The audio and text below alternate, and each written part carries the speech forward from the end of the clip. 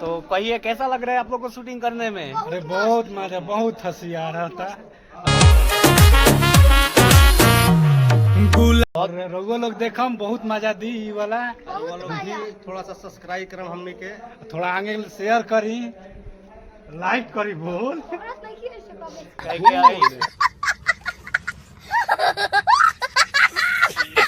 सब कलाकार का अलग अलग रोल है, सब कोई अलग अलग कैटेगरी में है, तो इसके लिए बहुत कॉमेडी वाला ये वीडियो है, आप लोग भी देखिएगा, बहुत मजा आएगा। हम कोरियावा के अगुआ लेके आए हैं, ये उसका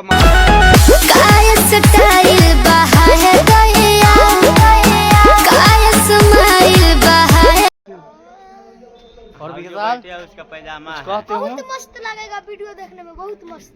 ये भी आया है अपनी बहन के लिए लड़का देखने के लिए। Oh my God. और विशाल उसका पैजामा कहते हो बहुत मस्त लगेगा वीडियो देखने में, बहुत मस्त। ये भी आया है अपनी बहन के लिए लड़का देखने के लिए। Oh my God.